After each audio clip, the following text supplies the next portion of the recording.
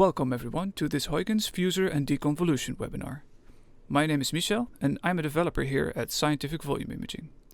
Today I will show you how you can use the FUSER for your multi-view images and get amazing deconvolved and fused results.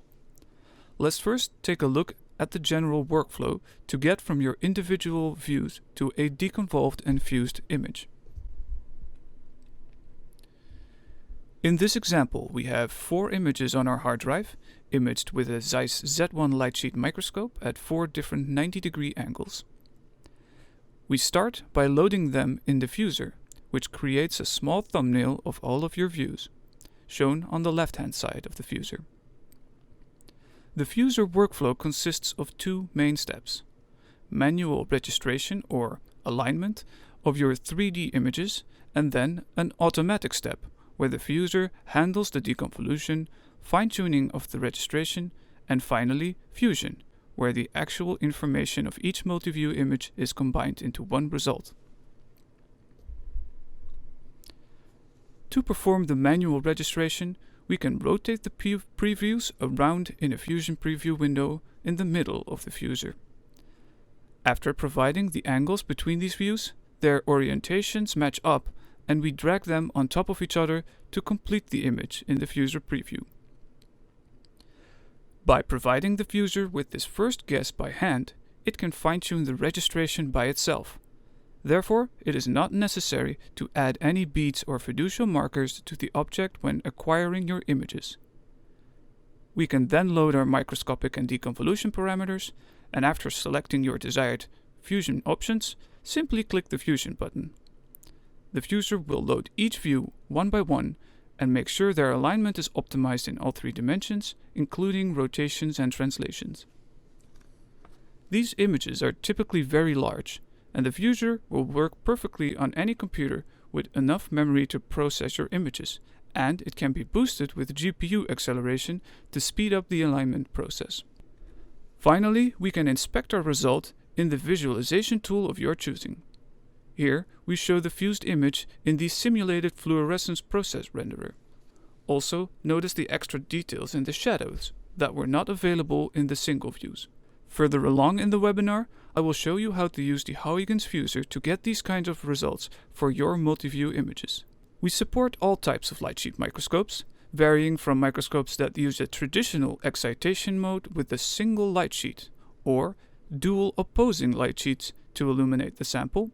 Furthermore, there is support for many acquisition configurations, including but not limited to single detector setups with a rotating sample, or opposing multi-detector setups that capture the objects from opposite sides.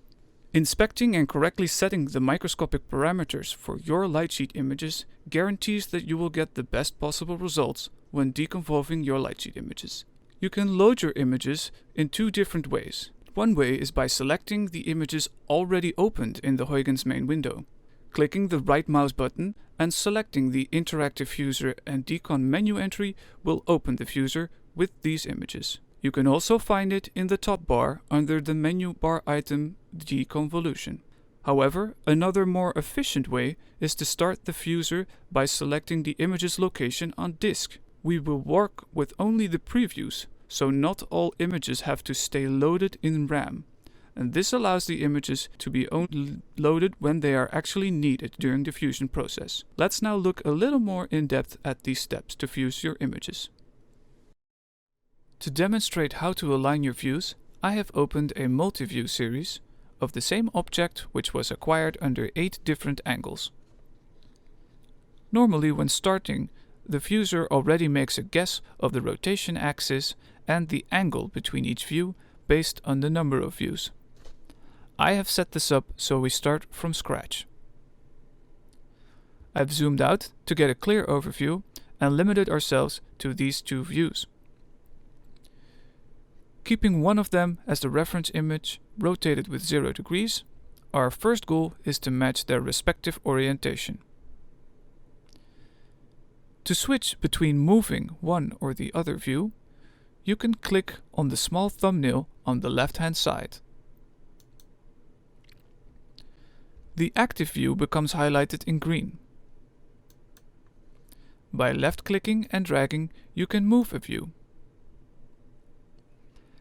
If you want to undo an action, press Ctrl-Z or go to Options on the menu bar and click Undo Last Mouse Drag.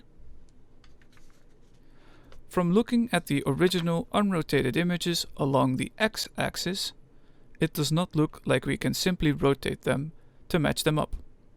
So let's change this to the Y-axis. This seems more likely. We can see the views look much more similar after we can rotate them. By shift-clicking and dragging, we can rotate the view.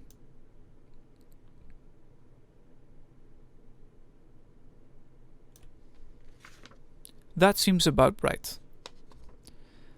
So we figured out we are dealing with rotations along the Y-axis, because in this frame we can see the matching patterns.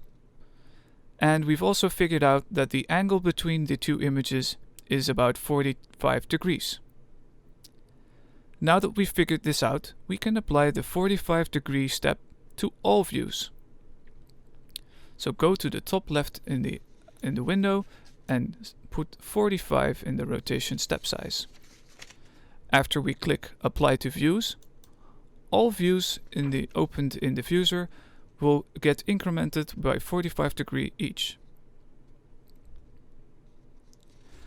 After overlapping them by hand, we can let Huygens take care of the fine-tuning.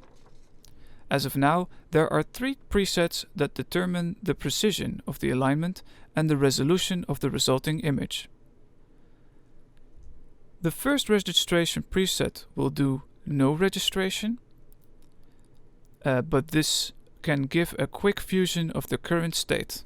However, this has no depth alignment, but it's good enough to get a general idea. The second and third presets will fine-tune the registration and then perform fusion. To see what the precise differences are between these presets, you can look at the Configure Custom Settings button. Before clicking the Fusion button, however, notice the buttons for setting deconvolution parameters and microscope parameters. Deconvolution will be applied to each view before their 3D position is fine-tuned and fused. Also, note the amount of expected memory that's required on the bottom right.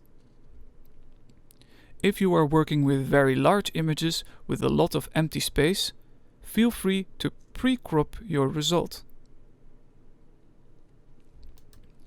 This works similar to the cropping window and will reduce the amount of necessary RAM for the fusion. Also note that you can slide the box in the side view so that you don't take any empty space into your result. After everything has been set appropriately, you can continue with the alignment for the next views. For this you need to disable the crop box first, and then you can continue aligning all of the views. If you are happy and have performed all of the manual alignment, you can click on the crop box again and press Start Fusion. After the fusion process finished with optimal deconvolution settings, we were able to obtain this result. On the left hand side we show the 0 and 180 degree views, and on the right we show the fused image of all 8 deconvolved views. Right after the views have been perfectly aligned, the next question becomes: how do you combine the best information of all views? Some parts of the image are blurred and or have striping. Do you then still add only the pixel values of each view? Or would you like to only take the section of the image that contains the most clear features?